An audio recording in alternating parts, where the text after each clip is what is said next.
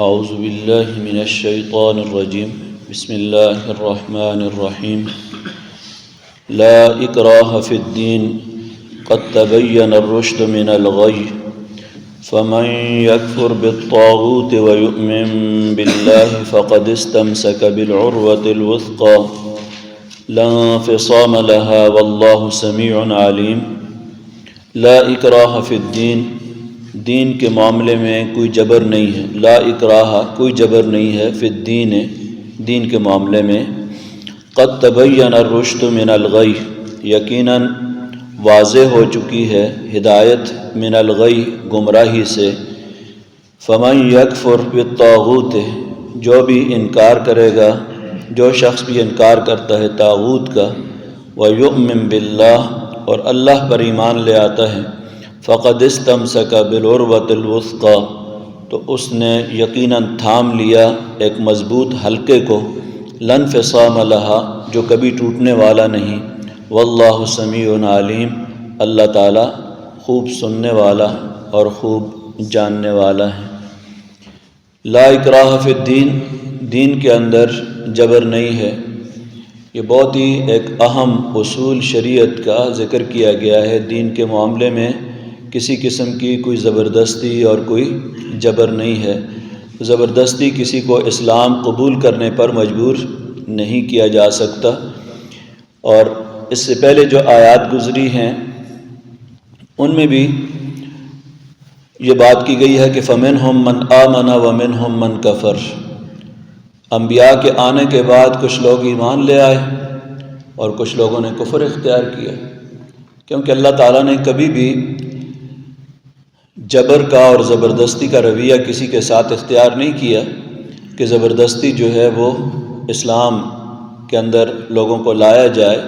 انبیاء کا کام یہ تھا، ان علیک الا البلاغ، آپ کا کام اللہ کا پیغام دنیا تک پہنچانا ہے، باقی ان کے دل کے اندر ایمان اتارنا اور ہدایت دینا یہ انبیاء کا کام نہیں ہے۔ جو آدمی ہدایت کا طالب ہوتا ہے اللہ تعالیٰ اس کو ہدایت دے دیتا ہے۔ یہدی الیہ من ینیب، ہدایت کس کو دیتا ہے؟ من ینیب، جو اس کی طرف رجوع کرتا ہے، جو ہدایت کا طالب ہے۔ جو مستغنی ہے، اما من استغنی، جو بے نیاز ہے ہدایت سے، فانت لہ تصدی، آپ کو ان کے پیچھے نہیں پڑنا چاہیے، آپ چھوڑ دیں ان کو۔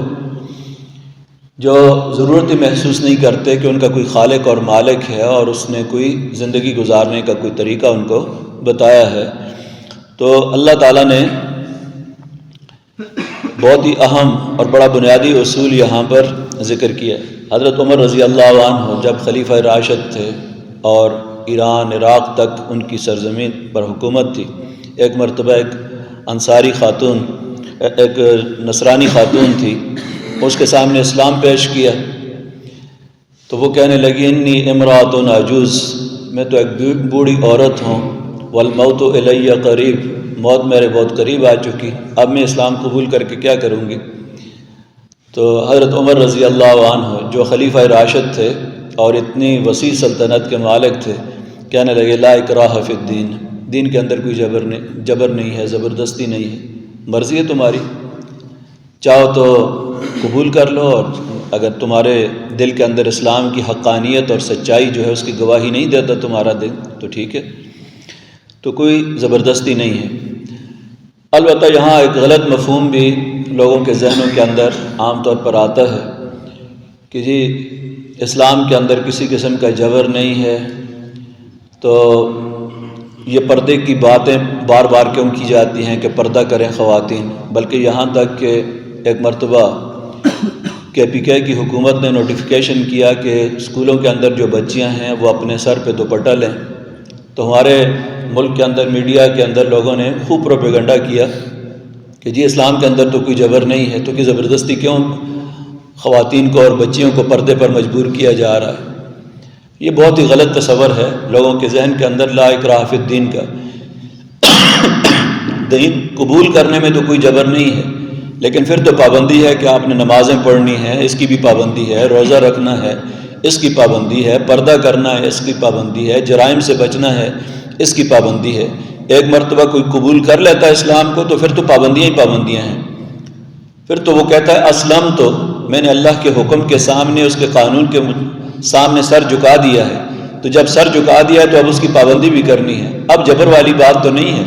برضا و رغبت قبول کیا تھا اسلام اور مسلمان ہوئے، اور اس کے بعد جو ہے اب ان قوانین کی پابندی. چوری کرتا ہے تو ہاتھ کاٹے جائیں گے، زنا کرتا ہے تو اس پر حد جاری کی جائے گی، سزا بھی دی جائے گی.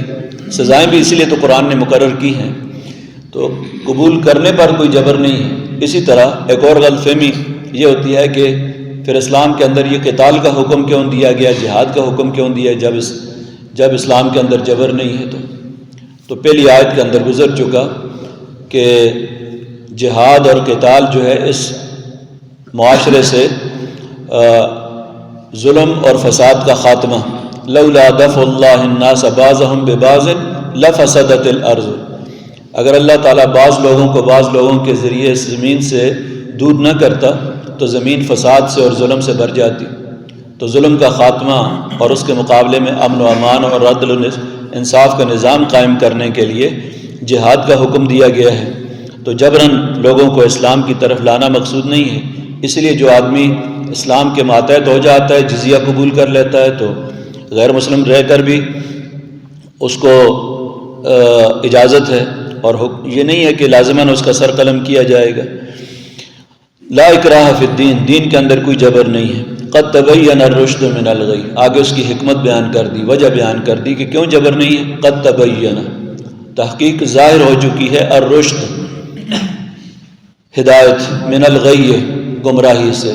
اللہ تعالیٰ نے گمراہی کا طریقہ بھی واضح کر دیا کہ یہ کفر، شرک، بدعات، خرافات یہ چیزیں ہیں، اور ہدایت کا بھی واضح کر دیا کہ اللہ پر ایمان، آخرت پر ایمان، رسولوں پر ایمان، تقدیر پر ایمان، اور یہ نماز، روزہ، یہ حلال، یہ حرام، ہر چیز واضح کر دی ہے.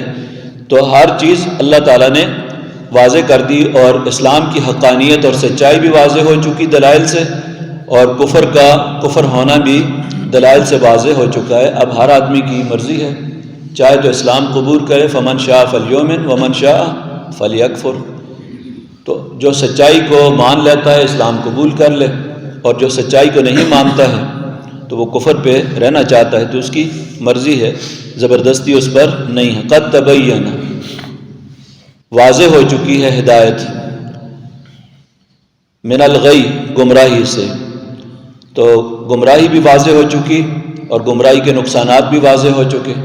ہدایت بھی واضح ہو چکی، اور ہدایت کی جو فوائد ہیں اور اس کی جو رحمتیں اور برکتیں ہیں اسلام کی، کہ اللہ تعالیٰ کا یہ دین نظام رحمت ہے، اس کے اندر فوائد ہی فوائد ہیں، فائدہ ہی فائدہ ہے، یہ چیزیں واضح ہو چکی. تو اب زبردستی نہیں ہے. فمن یکفر بالطاغوت، جو آدمی کفر کرے گا طاغوت کا، ویؤمن باللہ، اور اللہ پر ایمان لے آئے گا، فقد استمسک بالعروۃ الوثقی، تو اس نے تھام لیا، استمسک تھام لیا، مضبوطی سے پکڑ لیا، بالعروۃ الوثقی مضبوط حلقے کو. تو طاغوت کا انکار، طاغوت کا لفظ قرآن مجید میں کم و بیش 8 مقامات پر 8 آیات کے اندر ذکر کیا گیا ہے. اور طاغوت کا عربی میں معنی ہوتا ہے حد سے تجاوز کر جانا. اور جب بندہ اپنی بندگی کی حدود سے تجاوز کر جاتا ہے اور خود بھی اللہ تعالیٰ کی ہدایت سے منحرف ہو جاتا ہے اور دوسروں کو بھی منحرف اور گمراہ کرنے کی کوشش کرتا ہے، تو یہ طاغوت ہے. تو اللہ تعالیٰ کے راستے سے منحرف ہونے کی ایک شکل یہ ہے کہ انسان خود اللہ تعالیٰ کی ہدایت کو مانتا تو ہو لیکن نافرمانی کرے، تو اس کو فاسق اور فاجر کہا گیا قرآن میں. دوسرا یہ ہے کہ اس ہدایت کو، سچی ہدایت کو قبول کرنے سے ہی انکار کر دے تو وہ کافر ہے. اور جو دوسروں کو بھی گمراہ کرتا ہے اور خود بھی گمراہ ہوتا ہے تو وہ طاغوت ہے. حضرت عبداللہ ابن عباس رضی اللہ عنہ نے اس کی تفسیر یہ بیان کیا، ہم ائمۃ الکفر، یہ کفر کی قیادت ہے جو لوگوں کو خود بھی گمراہ کرتی ہے، خود بھی گمراہ ہوتی ہے اور دوسرے لوگوں کو بھی گمراہ کرتی ہے. ہم سیادت الکفر، سیادت اور قیادت کرنے والے، جو کفر کی گمراہی کی قیادت کرنے والے لوگ. حضرت عبداللہ ابن مسعود رضی اللہ عنہ نے طاغوت کا معنی کیا شیطان سے، کہ شیطان مراد ہے. ابن عباس رضی اللہ عنہ نے اس کا معنی کیا ہے کہ اس سے مراد ائمہ کفر ہیں، کفر کی قیادت ہے، کفر کی لیڈرشپ ہے، جو لوگوں کو اللہ کے مد مقابل اپنا حکم چلاتے ہیں لوگوں پر، اپنا قانون چلاتے ہیں اور اپنی بالادستی تسلیم کرواتے ہیں اللہ تعالیٰ کے قانون کی بالادستی کی جگہ میں۔ فَمَن يَكْفُرْ بِالطَّاغُوتِ، جو طاغوت کا انکار کر دے۔ تو ایمان باللہ کا لازمی تقاضا یہ ہے کہ دوسرے قوانین کی بالادستی کو قبول کرنے سے انکار کیا جائے، وَيُؤْمِن بِاللَّهِ، اور اللہ پر ایمان لے آئے، اللہ پر، اللہ کی توحید پر، اس کی حاکمیت کو مان لے اور طاغوت کی حاکمیت کا انکار کر دے، اس کے قانون کی بالادستی کا انکار کر دے اور اللہ کے قانون کی بالادستی کا اقرار کر دے۔ فقد استمسک بالعروۃ الوثقی، تو یقیناً اس نے تھام لیا مضبوط حلقے کو۔ استمسک، عروہ، وثقی، مضبوط حلقہ۔ اس کی بہترین وضاحت صحیح بخاری اور صحیح مسلم کے اندر ایک حدیث میں ہوتی ہے کہ ایک مرتبہ حضرت عبداللہ ابن ابسلام رضی اللہ عنہ، جو یہودی تھے، ابتداً یہودی علماء کے اندر صف اول کے علماء میں شمار ہوتے تھے، مسلمان ہو گئے تھے، ایک خواب دیکھتے ہیں، نبی اکرم صلی اللہ علیہ وسلم کے سامنے آتے ہیں کہ اللہ کے رسول، میں نے آج رات کو خواب میں دیکھا کہ میں کھلے میدان کے اندر ہوں اور میں بائیں طرف چلنا چاہتا تھا تو کسی نے کہا یہ تمہارا راستہ نہیں ہے، پھر میں دائیں طرف چل پڑا، آگے دیکھتا ہوں کہ ایک لوہے کا ایک بہت بڑا ستون ہے جو اس کی بلندی بہت اونچی ہے، کسی نے مجھے کہا کہ اس کے اوپر چڑھ جاؤ، تو میں نے کہا کہ میں تو نہیں چڑھ سکتا اتنے اونچے ستون کے اوپر، کسی نے مجھے تھاما نیچے سے اور میں اس کے اوپر چڑھ گیا، اور جب اس کے حلقے تک میں پہنچا، اس میں ہاتھ میں لیا تو میری آنکھ کھل گئی۔ نبی اکرم صلی اللہ علیہ وسلم نے فرمایا کہ یہ بائیں طرف والا راستہ جو ہے جہنم کی طرف جاتا تھا، اس سے آپ کو منع کر دیا گیا، اور یہ جو ستون تھا یہ اسلام کا ستون ہے، یہ دین اسلام کا ستون تھا، اس پر آپ کو چڑھنے کا کہا گیا، اور اوپر جو حلقہ ہے یہ جنت ہے، اور اس کو آپ جو ہے وہ مرتے دم تک اسلام پر قائم رہیں گے، یہ خوشخبری ہے آپ کے لیے۔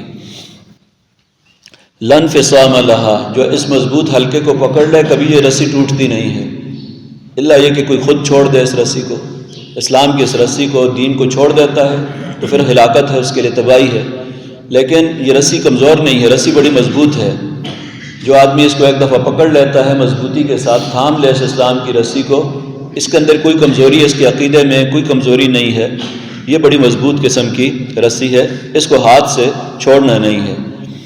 واللہ سمیع علیم، اللہ تعالیٰ سننے والا، خوب سننے والا اور خوب جاننے والا ہے۔ اللہ ولی الذین آمنوا، اللہ تعالیٰ کارساز ہے ان لوگوں کا آمنوا جو ایمان لائے ہیں، یخرجہم من الظلمات، نکالتا ہے ان کو تاریکیوں سے، الی النور، اندھیروں سے نکالتا ہے روشنی کی طرف، والذین کفروا اولیاءہم الطاغوت، اور جو کافر ہیں ان کے دوست طاغوت ہیں، ان کے ساتھی طاغوت ہیں، یخرجونہم، نکالتے ہیں ان کو، من النور، روشنی سے، الی الظلمات، تاریکیوں کی طرف، اولئک اصحاب النار، یہ لوگ جہنم والے ہیں، ہم فیہا خالدون، وہ اس میں ہمیشہ ہمیشہ رہیں گے۔ اب یہاں بڑی عظیم نعمت اللہ تعالیٰ نے اور بڑا اعزاز ذکر کیا اہل ایمان کا۔ اللہ ولی الذین آمنوا، اللہ تعالیٰ کارساز ہے، حامی اور مددگار ہے، دوست ہے، الذین، ان لوگوں کا، آمنوا، جو ایمان والے ہیں۔ تو ایمان بہت بڑی نعمت ہے، جس کو یہ نعمت حاصل ہو جاتی ہے اللہ ان کا دوست بن جاتا ہے، ان کا کارساز بن جاتا ہے، ان کے جتنے بھی کام ہیں، مشکلات ہیں، اللہ آسانی کر دیتا ہے، ان کو توفیق دے دیتا ہے اچھائی کے راستے پر چلنے کی، سینہ ان کا اسلام کے لیے کھول دیتا ہے۔ تو یہ ولی الذین آمنوا، اللہ کا ساتھی اللہ ان کا ساتھی بن جاتا ہے، تو بہت بڑی نعمت ہے۔ یخرجہم من الظلمات الی النور، تو اللہ تعالیٰ کی مدد حاصل ہو تو اللہ انسان کے لیے سب سے بڑی نعمت کیا ہے؟ یخرجہم من الظلمات، نکالتا ہے ان کو تاریکیوں سے، اندھیروں سے، الی النور، روشنی کی طرف۔ اور روشنی کون سی ہے؟ توحید کی، سچائی کی، حق کی طرف اللہ تبارک و تعالیٰ ان کی رہنمائی کرتا ہے، اور کفر، ظلمت اور گمراہی کے اندھیروں سے نکال کر اللہ تعالیٰ ان کو روشنی کے اندر لے آتا ہے۔ اور روشنی، ظاہر ہے کہ جب انسان روشنی کے اندر ہو تو اس کو راستہ، اپنی منزل، اپنا مقصد حیات صاف نظر آتا ہے کہ اس کی منزل کیا ہے، اس کا مقصد حیات کیا ہے، زندگی کا مقصد کیا ہے۔ وما خلقت الجن والانس الا لیعبدون، ہم نے جنوں اور انسانوں کو اپنی عبادت کے لیے پیدا کیا۔ والذین کفروا اولیاءہم الطاغوت، جو کافر ہیں ان کے ساتھی طاغوت ہیں، شیطان، گمراہ لوگ، گمراہی کی طرف لے جانے والے ہمیشہ ان کے راستے پہ چلتے ہیں۔ دنیا کے اندر جو گمراہی کی لیڈرشپ ہے، غلط راستوں پر چلانے والے لوگ ہیں، کافروں کو کے ساتھی وہ ہیں۔ جس طرح قرآن کے اندر دوسری جگہ ذکر کیا کہ ہم شیطان کو ایسے لوگوں پر مسلط کر دیتے ہیں، شیطان ان کا ساتھی بن جاتا ہے، زندگی بھر جو ہے سیدھے راستے کی طرف چلنے کی توفیق نہیں ملتی۔ یخرجونہم، شیطان کیا کرتے ہیں اور طاغوت کیا کرتا ہے؟ یخرجونہم من النور الی الظلمات، ان کو روشنی سے تاریکی کی طرف لے جاتا ہے۔ ہدایت کا کوئی راستہ، حق کا راستہ ان کے سامنے آتا بھی ہے تو سبز باغ دکھا کر ان کو کفر اور شرک کے اندھیروں کے اندر دوبارہ مبتلا کر دیتا ہے۔ اولئک اصحاب النار، یہ لوگ جہنم والے ہیں، ہم فیہا خالدون، اس میں ہمیشہ ہمیشہ رہیں گے۔ الحمدللہ رب العالمین والصلاة والسلام علی رسولہ الامین۔ ربنا فاغفر لنا ذنوبنا وكفر عنا سیئاتنا وتوفنا مع الابرار۔ ربنا ظلمنا انفسنا وان لم تغفر لنا وترحمنا لنكونن من الخاسرین۔ ربنا آتنا في الدنيا حسنة وفي الآخرة حسنة وقنا عذاب النار۔ اللهم إنك عفو كريم رحيم تحب العفو فاعف عنا يا غفور يا غفور۔ صلی اللہ تعالی علی خیر خلق محمد وآلہ وصحبہ اجمعین۔